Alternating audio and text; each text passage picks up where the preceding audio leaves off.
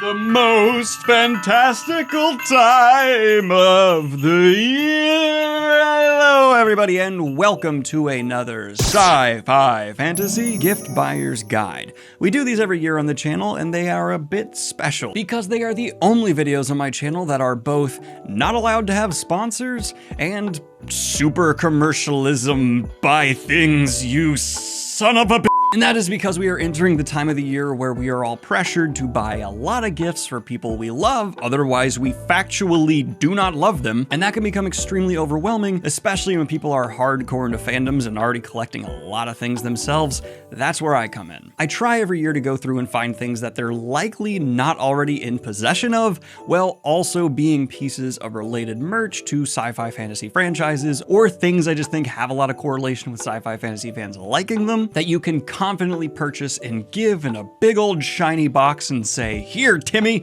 I in fact do love you." But before we get into that, two things, one of which is also kind of been a part of the tradition of doing these videos. Check the comments. There are typically some people coming in with outstanding recommendations of their own with specific franchises in mind. For example, I'm not going to hit on A Song of Ice and Fire this year, but if you want to find a great gift for a Song of Ice and Fire fan, check those comments. There's usually someone coming in and saying, "Hey, I had great luck with this from this business who did a great job with customer service, check them on out." I will say though, YouTube tends to remove comments without my permission that have links in them, so if you're gonna do that, I would just put the business name. Now, getting these stocking stuffers out of the way, I'm gonna go ahead and guess that there is a tremendous amount of Cosmere fans in my community who need to buy gifts for other Cosmere fans, and even if you're not aware of what the hell that word even is, if the words Mistborn, Stormlight Archive, Warbreaker, Elantris have ever come out of the mouth of the person you're buying for in a positive light, go ahead and head on over to Brandon Sanderson's website, and there's all kinds of stuff in like the $20 to $50 range that would be a sensational stocking stuffing topper. Plushies, cards, things like that. That's not the meat of this video, but it is a good idea to just have rattling around for a secondary, because I know especially if you're buying for a kid, you don't want to stop at just one. I did recently go to Sanderson's convention though, and got my hands on a lot of his merch just to see how it felt, looked, and got some stuff myself that I really like. These cards are a phenomenal example. They feature a lot of original artwork of characters, though yeah, I do wholeheartedly, if you have someone you know who's a Cosmere fan, really recommend you just go and get something from there. They'll probably like it. But okay, let's get into my first big pick for this year, and this is actually going to be a company I came across while I was at Dragonsteel, and it's a company that specializes in making officially licensed merch for all kinds of sci-fi fantasy series that don't typically get merch. And that's going to be Badali Jewelry. If you've been paying attention to my fingies here recently on the channel, you've noticed I've gotten into wearing some rings, and my absolute favorite ones come from this company. Focus. Boop, I said eye ring. But it goes far further than that. I kept like kind of stalking this company while I was at this convention, just walking by their booth again and again, being like, it's all so pretty. And I ended up buying two pieces of them. One was a gift for the person who's helped me survive this convention, and it was a Mistborn spike. Guess we're bringing up the Cosmere again, and he loved it. But they go far beyond that. Just how many series do they have? Let's get into it, shall we? Of their officially licensed jewelry, they have Iron Druid, King Killer Chronicles, Legend of the Five Rings, Necrotech, Powder Mage, Red Rising, Wake of Vultures, Wheel of Time, Algerlarium, not sure what that one is, Bone Shaker, Borden Dispatch, Demon Cycle, Dracula, Dresden Files, Finishing School, Fractalverse, as well as, of course, the Cosmere and Middle Earth. This continues on to their originals, though, where they have just themed jewelry like Elven, Cthulhu, LGBTQ+ Pride, which I love, runes, and tech-inspired, which, yes, I really like the tech ring. And if you know someone who's a part of the beautiful rainbow community, I cannot recommend the Pride Hobbiton rainbow doors enough. If I had realized what they were when I was looking at this booth, I would have bought one on the spot. I really regret not buying one of these. Be warned, the price range here does vary quite a bit and can get a bit high, but I spoke with someone at the booth, and apparently it's very common for them to work directly with the authors about these designs, including things like from King Killer Chronicles, Denna's Ring. So this is going to be something that's extremely recognizable if you know the person you're buying for is a fan of any of these franchises. The Red Rising stuff specifically, I was like, hot damn! And like, if the person you're buying for is a sci-fi fantasy fan, they're probably a Middle Earth fan, and their Middle Earth collection is robust, to put it bluntly. I feel the need to reemphasize, not a sponsor, just a fan. This is my second favorite ring I own. I have to say second favorite because I had this one custom made with Kayla, so like special romantic stuff, but like, the other one's one's my second favorite.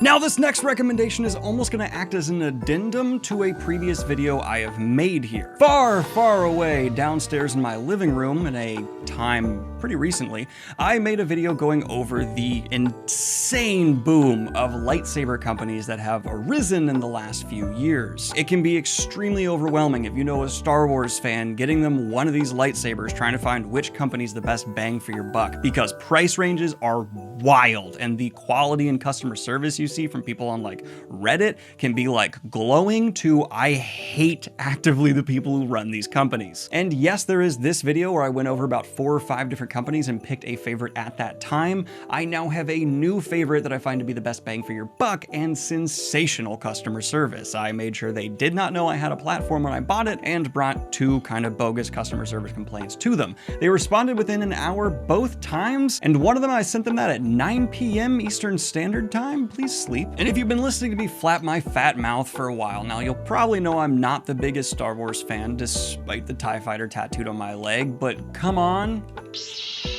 Who doesn't get a little wiggle when they do that? This saber from TC Sabers is my favorite one that I own, while not being the most expensive, and I do recommend this as a gift because holy God, have I had fun with my friends showing up and playing with lightsabers in the backyard. We're all in our late 20s, but getting a few drinks in and just slapping around with them is so much fun. That's what she said. People can make some really badass photos and videos holding up these lights and doing some neon. They're multi-purpose in a way almost, and they've come a long way from when we were kids with fantastic motion tracking and far brighter blades. You're gonna see a pretty significant price increase going from baselit to neopixel. If you're buying for an adult who's really gonna geek out about this from like the nostalgia childhood effect, I do recommend forking out the extra money for neopixel. I don't think kids are necessarily gonna enjoy it as much, but full blade lit evenly, see how much it changes the light of the room here, is wildly impressive. And I've put this in the hands of like 40-year-old people who turn it on and just immediately get turned into like 6-year-olds when they were kids first seeing Obi-Wan light it up. TC Sabers are metal as hell feeling, they're weighty, and yeah, without knowing who I was or that it would be in this video,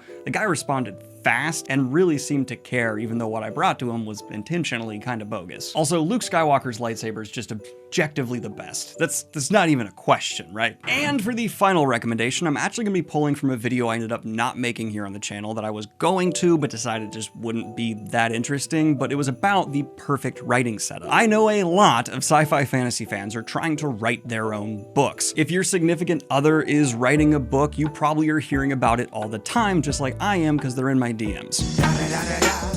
It's the one and only Digo Double G. But one thing that matters to me so much, all the way back when I was a software engineer to now when I'm just clacking away trying to get my story written, is the actual sensation of typing. If you're doing this for 8 hours a day, it can really start to matter. That is why a pretty significant chunk of that video was me trying out and returning keyboards, specifically mechanical keyboards. For those of you who don't know what that is, those are the keyboards that are really loud and go clickety-clackety. I tried out this one, this one, and several more, but the one I settled on to be the best bang for your buck and honestly punching far higher than its price range would be pretty much anything made by Keychron. Now, important note, the mechanical keyboard community is active, it is huge, just look at the numbers of these content creators, and it is rapidly evolving. It's actually right now, after doing research for this video, probably the hottest it's ever been. No, not probably, definitely the hottest it's ever been with the amount of boards coming out. So you're gonna see someone in the comment section saying, Keychron's fine, but I prefer this one for that reason, blah, blah, blah. Let me get into specifically why I recommend this one though as the safest gift option. First and foremost, it's not super flashy. A lot of mechanical keyboards are coated in a layer of or RGB, meaning those flashy, annoying lights. I don't like that, and a lot of the people I know do not like that. They want something that they can put in their office that's not going to look like it doesn't belong. This looks really professional to me. It's got a little bit of coloration to give it some character, but it's not stealing the show of the room. The sound and feel of it is fantastic, and it comes with both linear and tactile options. What that means is linear means it's smooth travel from top to bottom, and tactile means there's a distinct click and during the travel down. Now, to about 70% of you, you went, okay, that sounded all right. But for those of you who type for hours and hours and hours, having that typewriter-esque feel can be fantastic. And Keychrons feel solid. They have an incredibly nice noise to listen to without being overwhelming or obnoxious. And the build is not gonna disappoint. And most importantly of all, it's got a knob. Knobs, it's clicky too. It's such a good knob. Basically, it means you can control your volume from your keyboard. So for my writers out there, or the people who know and love writers, it's gonna cost you a little bit, but not as much as you might think. And I really stand by a mechanical keyboard being a great thing to have if you're trying to write a novel or something. I actually looked forward to typing Neon Ghosts, my most recent book, because I knew I was gonna be able to sit down and use this. And if you're concerned about what system they use and it matching, it has a switch to change from Mac to Windows. But if you would like to get them something that both requires them to be a fan of yours truly and definitely will not arrive by Christmas, I can't recommend enough supporting my currently ongoing Kickstarter. Couldn't think of a better transition than that. We are over 40 times funded, which means everyone gets a super premium bookmark priced at a similar range to the ones you can find on Amazon. You can also step it up a bit and get a signature from yours truly and try to find where I signed it on the little fingy cam during the 7-hour live stream I sat down and signed thousands of these during. We are sold out of the top tier, but if we manage to hit a stretch goal, we're gonna donate even more money to charity. It features art from Felix Ortiz, who, the guy's a god of art. And thank you so much for everyone who has supported this to far exceed my expectations, even my wildest ones. And like and subscribe if you have not already. Be sure to check the comments for additional recommendations, and have a good one, y'all. Peace.